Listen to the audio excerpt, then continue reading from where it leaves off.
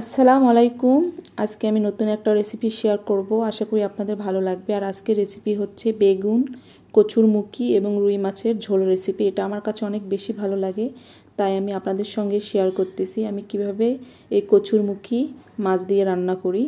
তো এখানে বেগুন 4 ভাগ করে কেটে নিয়েছি, আর কচুরমুখীগুলো পাতলা সাইজ করে এভাবে কেটে নিয়েছি। বেগুন, কচুরমুখী আর রুই মাছ দিয়ে রান্না করলে তো অনেক বেশি মজা হয়। তো এখানে মাছ নিয়েছি, রুই মাছ বড় সাইজ, তাই একটু ছোট পিস করে নিয়েছি। লবণ আর হলুদ দিয়ে প্রায় আধা ঘন্টা আগে মাখিয়ে রেখেছিলাম। এগুলো তেলের মধ্যে হালকা করে ভেজে নেব, তারপরে রান্না করব।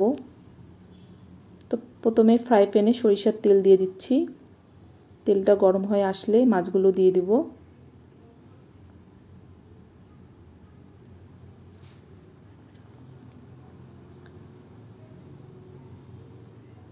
এক পাশ ভাজা হয়ে গেছে, আর এক পাশ ভেজে নিচ্ছি।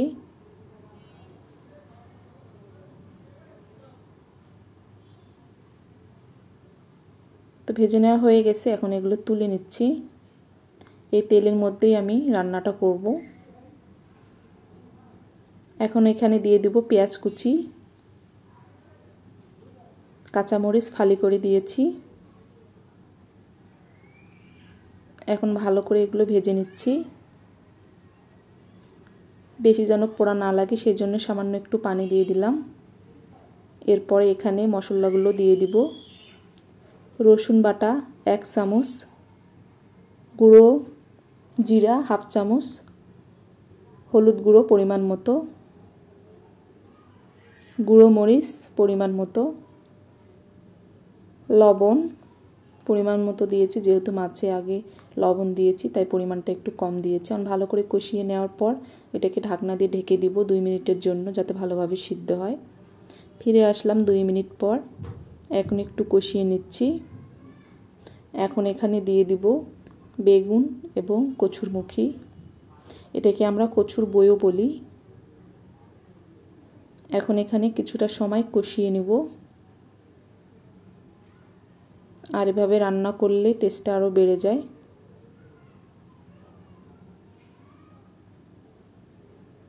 কিছুক্ষণ এভাবে করে কষিয়ে নিচ্ছি।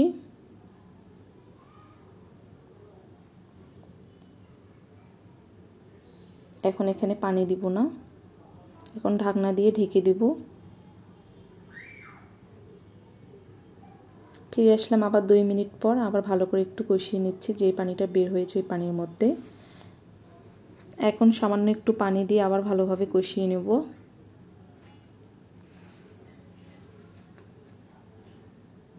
আর এভাবে কষিয়ে রান্না করলেই বেশি মজা হয়। তো কষিয়ে নেওয়া হয়ে গেছে, এখন লাস্ট পর্যায়ে পানি দিয়ে দিচ্ছি। পানির পরিমাণটা একটু বেশি করে দিব, যেহেতু মাছ দেব এখানে। তো এখন ঢাকনা দিয়ে ঢেকে দিব, বলক আসলে মাছগুলো দিয়ে দিব।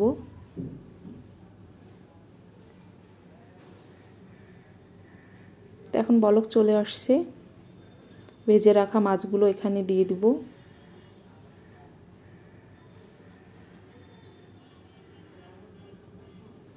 নেড়ে চেড়ে চারপাশে সরিয়ে দিচ্ছি মাছগুলো। এখন ঢাকনা দিয়ে ঢেকে দিব, যাতে ভালোভাবে রান্নাটা হয়, যেন সিদ্ধ হয়। এভাবে পাতলা ঝোল করে নামিয়ে ফেলবো। ঝোলটা কিন্তু ঠান্ডা হতে হতে অনেকটা কমিয়ে যাবে, তাই এভাবে নামিয়ে ফেলছি। আর এই তরকারিটার ঝোল হলেই বেশি ভালো হয়, খেতে বেশি ভালো লাগে। তো যারা এভাবে খাননি তারা একবার হলেও চেষ্টা করবেন, অনেক বেশি ভালো লাগবে। আল্লাহ হাফেজ।